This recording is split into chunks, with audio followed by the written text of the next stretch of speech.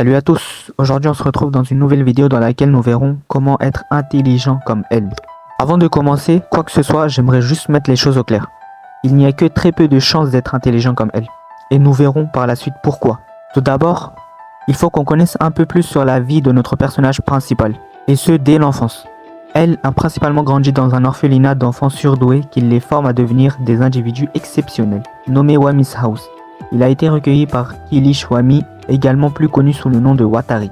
D'après le très peu d'informations qu'on a à disposition, c'est qu'elle est un enfant extrêmement intelligent et a une manière de penser qui n'est pas celui d'un enfant. Et en plus de cela, il a sûrement reçu une éducation hors pair dans cet établissement. Par la suite, elle va résoudre des affaires extrêmement complexes à travers le monde qui lui vaudra une réputation légendaire. Il ira ensuite au Japon pour s'attaquer à une affaire dans laquelle plusieurs criminels meurent de crise cardiaque de façon très peu normale. Vous l'aurez compris, il va rentrer en guerre contre notre fameux justicier Light Yagami alias Kira. Dès leur premier duel, elle va atomiser voire humilier Kira. Il va juste à ce moment nous montrer que c'est le GOAT. C'est une personne très solitaire, lui-même le dit dans un épisode, comme quoi son seul et unique ami sera son ennemi Kira, qui finira par le tuer malheureusement. La raison pour laquelle tout le monde ne peut pas être intelligent comme elle, c'est vous l'aurez compris parce qu'elle est un surdoué. Et être un surdoué, malheureusement ou heureusement, ça ne s'apprend pas. C'est quelque chose que tu as dès ta naissance, mais du moins avec quelques techniques et entraînements, on peut essayer d'atteindre son niveau. Moi, ce que je peux te conseiller pour être plus logique, c'est d'utiliser des casse-têtes. Après, si c'est à l'école que tu veux être fort, j'ai 3 conseils à te donner. Numéro 1, tu te couches tôt. C'est simple, c'est tu te couches tôt.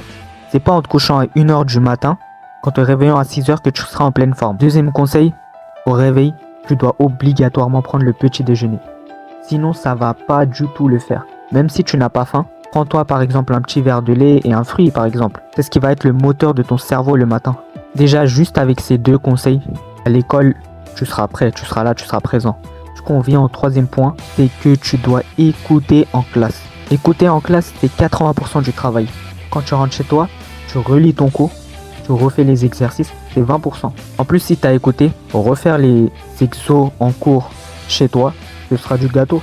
Tu vas avancer plus rapidement avec ces 3 techniques et par la suite, tu vas tout atomiser. Bon les amis, c'est la fin de la vidéo, j'espère qu'elle vous aura plu. Si c'est le cas, faites-le moi savoir dans les commentaires ou même donnez-moi des idées de personnages que vous vouliez que je fasse. Et surtout, likez et abonnez-vous. Et surtout, on se dit à la prochaine. Allez, ciao!